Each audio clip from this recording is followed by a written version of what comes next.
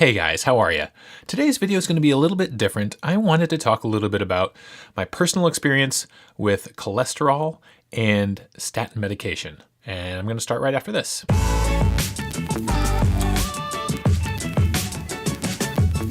Hey guys, welcome to AD Keto. My name is Aaron. This is the channel where we talk about the ketogenic diet. I do some keto food vlogs, talk a little bit about keto science, and do some keto recipes. If this is your first time here, please consider subscribing. And if you do, be sure to click the bell icon so you get a notification whenever I upload new content. All right, guys, so this is a video that's been a long time coming. I have wanted to do this video for a while. It's about cholesterol and my personal experience with cholesterol. Before I even get started, I want to make sure you guys understand that I am not a doctor. I'm not a medical professional of any kind. I'm not trying to give anyone any medical advice. This is simply my experience with the world of high cholesterol and statin medications. So I'm going to take you guys back a little while to about 2010 or so. I went for routine blood work. I, at this point, was at about age 35, 36, and my cholesterol came back as pretty high. It was around 300 total. And my doctor put me on atorvastatin medication, 20 milligrams. Atorvastatin is more commonly known as Lipitor. It's a very common cholesterol-lowering medication. And so I listened to my doctor and I went on this medication and I was on it for a while and my cholesterol numbers went down and my doctor was very happy. But I felt like garbage. My joints hurt and I had sort of a brain fog and I didn't even put two and two together. I didn't even think for a second that it was the atorvastatin that was giving me these side effects. I just chalked it up to me getting older and getting creakier, maybe getting a little bit more forgetful. But in doing a little bit of research, I found that these are very common side effects to statin medications in general. So I stayed on the medications just because my doctor told me to, and I was scared to go off them because I was afraid that if my cholesterol got too high, I would have a heart attack and die. So I began to exercise regularly, even while on the statin medications. I began to run 5K races, and I actually built up my endurance and to the point where I could run a marathon. I ran and finished the 2012 Mohawk Hudson Marathon. And in training for that marathon, I felt terrible. I would go out for a long training run on the weekends, come back and need a day to recover. My body just hurt so much. And it bummed me out because I really enjoyed running. So I yo-yoed with my weight for a little while. After this marathon, I sort of started eating poorly, ate a lot of, frozen pizzas and just made bad choices. But my cholesterol kind of stayed in that normal range because I was still on the atorvastatin. And then in early 2017, I sort of had enough yo-yoing and I decided to start keto. I found keto through a friend at work and tried it for a little while. And within a week, was in love with it because I felt amazing, better than I had in a long time. Didn't really have much of the keto flu, maybe a few days. And then I think the fourth day after I started keto, I can remember waking up and feeling like something was different. Wasn't hungry, had a lot of energy, was becoming fat adapted. So I decided to stay with it. And I also decided to drop my statin medication.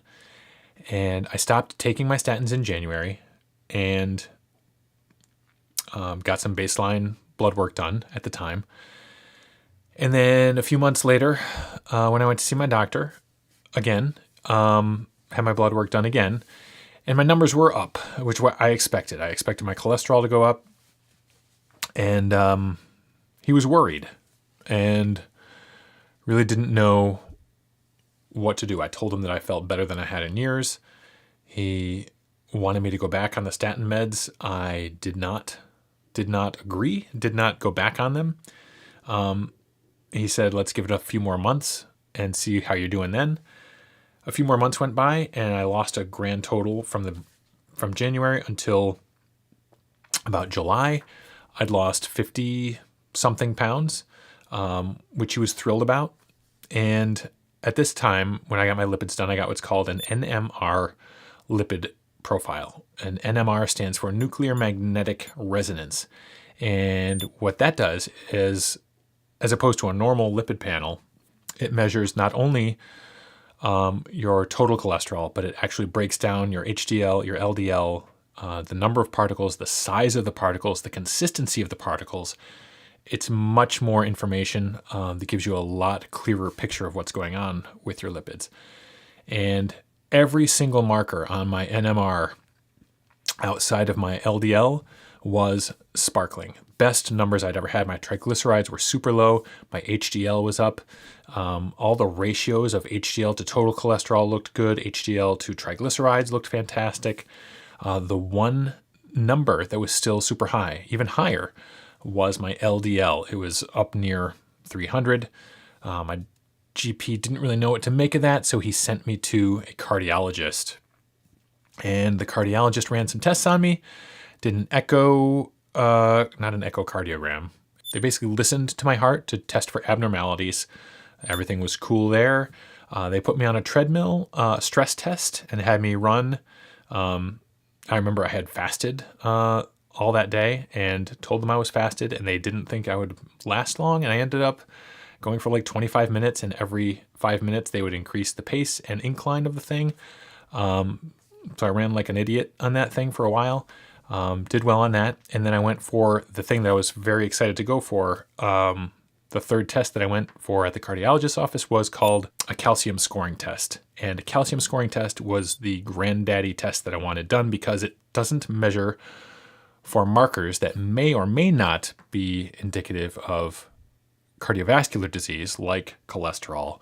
It actually measures actual heart disease in your arteries, in your heart. It measures the actual calcium. And the way that it's scored is that it starts at 0 and goes all the way up to 1,000. 0 being zero risk. There's zero calcium in your arteries and heart. 1,000 is, dear God, how are you still alive? So there's a pretty wide spectrum there. And my score came back as a 14. So I was hoping for 0, but 14 is still pretty good, all things considered. And I was very excited. But my cardiologist wanted to put me back on a statin, and I refused. So I stayed on keto and stayed off the statin meds, dropped another 10 pounds. So by the time November of 2017 rolled around, I had lost a grand total of 65 pounds. And I went back in and had some more blood work done, had an NMR profile done. Similar numbers came back, sparkling across the board, really, really fantastic numbers, except for that pesky LDL. And my GP referred me to a low carb doctor, something that I didn't even knew existed here in Albany, in the Albany area. But I went to see this guy today. He knew what keto was. He knew what low carb was. He knew what it meant to be fat adapted. I answered a lot of the questions he had with answers that I don't think he expected to hear, because I've been doing this for 11 months. I kind of have learned a lot of things and read up on some things and knew what I was doing. We had a good conversation about keto and low carb. However, his whole thing is using keto to transition people to a Mediterranean diet. He's had a lot of success getting people on Mediterranean diets, which is more less fat and more protein. And, he gave me the line that I was dreading, that I knew I would probably hear, is that, keto is great for when you're just starting out. But as far as maintaining, it's not really something that can get maintained long term. And I know this to be false. So we talked a little bit about my LDL and how, even though my calcium score was good, it wasn't 0.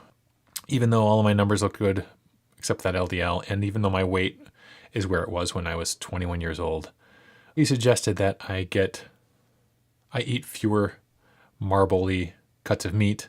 He suggested that I lower my saturated fat. When I told him that I had butter in my coffee, he looked at me as if I had two heads. I've been doing a lot of reading about the lipid system. I've been watching a lot of videos about lipids and cholesterol. And I'll link this right up here, but there's a video by a guy named Dave Feldman, who's not a doctor, not a medical professional. He's an engineer, and he has come at his cholesterol, which is similar to mine. He's what you call a hyper responder to the keto diet. His LDL shot up when he started keto.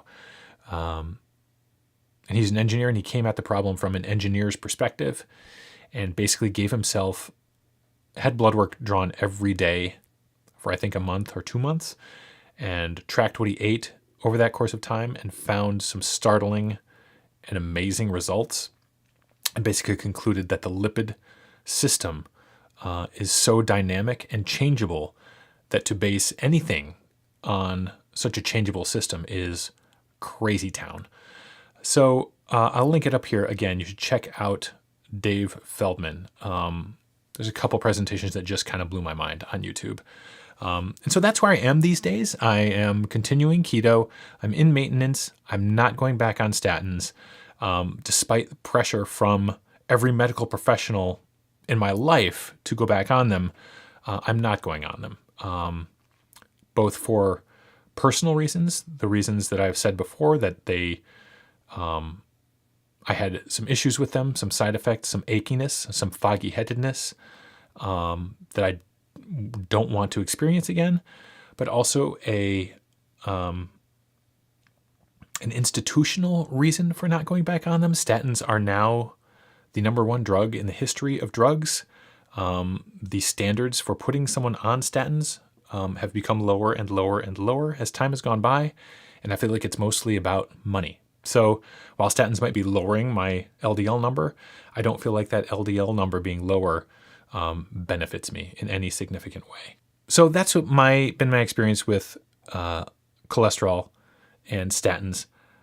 I appreciate if you've listened to me ramble for this last 15 minutes or so. I know that this is not really the kind of video that I normally do, but I really wanted to talk about it. I feel pretty strongly about it, and that's where I am. So let me know if any of you guys have had similar experiences. I know that in general, cholesterol does go up when you start keto, kind of no matter what, just based on the fact that you're using fat for energy. Fat is being mobilized throughout your body. More cholesterol is going to show up in your blood regardless. But let me know. Let me know what your experience has been with this stuff. I'd love to hear from you and love to chat about it. It's something that I really needed to talk about, and I hope it benefits somebody, or I hope somebody can identify with it. And that's going to wrap it up for this week. So I thank you for watching. Please consider subscribing if you haven't already. I hope you have a fantastic day, and I will see you next time.